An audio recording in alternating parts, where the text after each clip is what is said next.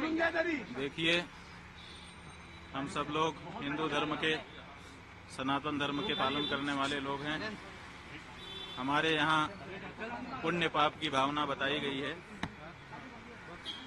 सबसे बड़े पाप गौ घात आदि बताए गए हैं, लेकिन उससे भी बड़ा घात विश्वासघात बताया गया है। आपके जो उद्धव ठाकरे जी हैं, इनके साथ विश्वासघात हुआ है और इसी बात की पीड़ा बहुत सारे लोगों के मन में है।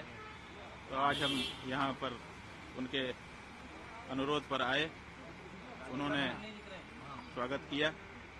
हमने उनसे ये कहा है कि हम सबके मन में इस बात की पीड़ा है कि आपके साथ विश्वासघात हुआ। जब तक पुनः महाराष्ट्र के मुख्यमंत्री की कुर्सी पर आप विराजमान नहीं हो जाते, तब तक हम लोगों के मन का ये जो दर्द है, ये पीड़ा है, ये दूर नहीं हो सकती है।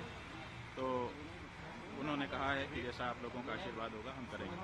महाराज जी, जो हिंदुत्व की बात कर रहे हैं, जो विश्वासघात की बात कर रहे हैं, उद्धव ठाकरे से निकला, वो कहते हैं कि हिंदुत्व हमारा हिंदुत्व है, बीजेपी कहती है हमारे साथ विश्वासघात हुआ है। देखिए, किसका हिंदुत्व असली है तो ये जानना पड़ेगा कि जो विश्वासघात करे वो हिंदू नहीं हो सकता है। जो विश्वासघात सह ले वो तो हिंदू होगा, क्योंकि उसके साथ विश्वासघात हुआ है। तो जिन लोगों ने विश्वासघात किया वो कैसे हिंदू हो सकते हैं? नहीं, बीजेपी का कहना है कि पहले उद्धव ठाकरे ने बाकी लोगों के साथ मिलकर उनके साथ विश्वासघात किया और यही वजह है कि बाद में उत्तराधिकारी आपको बोलते हैं हम हैं, उनके विचारों के उत्तराधिकारी है। उद्धव जी बोलते हैं हम हैं, विचारों के उत्तराधिकारी। भाई, हम कह रहे हैं कि उद्धव ठाकरे जी के साथ विश्वासघात हुआ है। अब इसे में आप समझ लीजिए। ये बीजेपी ने, इसलिए पूरे महाराष्ट्र की जनता इस बात से पीड़ित है। सबके मन में इस बात का दर्द है। चुनाव में इस बात का पता भी चल चुका है। अब तो ये बात प्रमाणित हो चुकी है कि महाराष्ट्र की जनता इस बात को मानती है कि उद्धव ठाकरे जी के साथ विश्वासघात हुआ है और ये ठीक नहीं है। ये जनता का भी अनादर है। जनता जिसके लिए बहुमत देती है उसको उसके समय तक के लिए बनाए रखना चाहिए।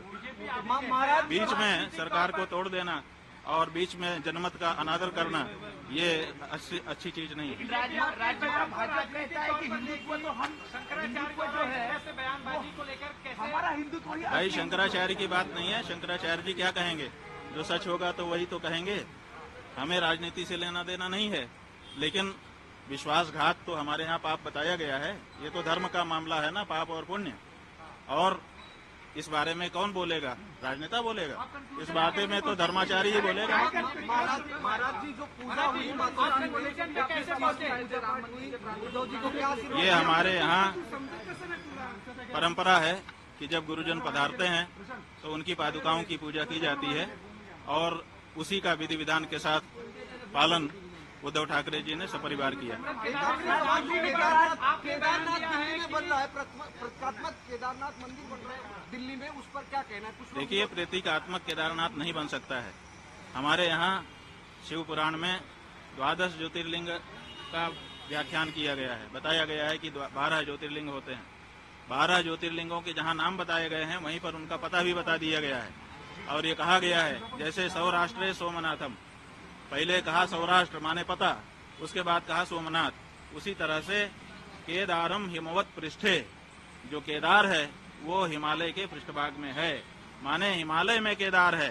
तो आप दिल्ली में कहाँ से ला के रख दोगे केदार को? जब पता साफ साफ बताया गया है कि ये यहाँ लोकेटेड है, तो आप उसका लोकेशन क्यों बदलना चाहते हैं? क्यों जनता को भ्रम में डालना चाहते हैं?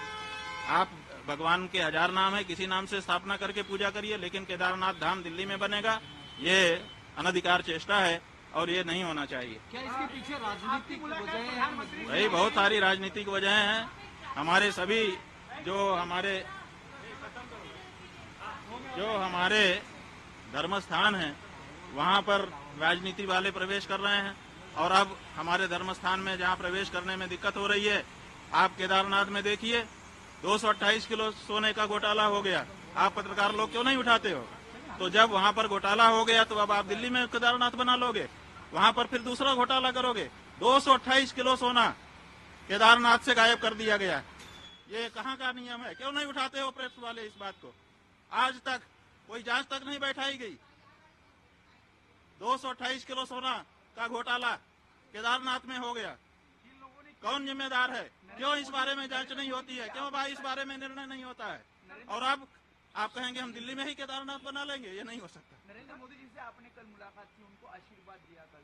हाँ, वो हमारे पास आए थे, उन्होंने प्रणाम किया। हमारा नियम है, हम लोग आशीर्वाद देंगे, जो आएगा उसको आशीर्वाद देते हैं। नरेंद्र मोदी जी हमारे दुश्मन थोड़े हैं, हम उनके हितैषी हैं, सदा उनके हित की बात कह रहते हैं। जब उनसे कोई गलती हो जाती है तो हम उसको भी कहते हैं कि तुमसे ये गलती हो रही है। तो आपको लगता है वो हमारे दुश्मन नहीं है। उद्धव जी ने आपके जरिए बीजेपी के साथ वापसी को लेकर ऐसी कोई बातचीत? नहीं, हमारे जरिए हम कोई लाइजनर नहीं है।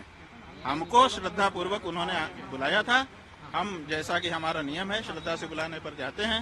हम आए, उन्होंने पादुका पूजन किया और अपनी जो उनकी अपनी बातें थी वो भी हमारे सामने रखी, हमने उनको सुन लिया। ये जो बात हम कह रहे हैं वो हम अपने मन की बात कह रहे हैं और पूरे महाराष्ट्र की जनता की बात है। धन्यवाद।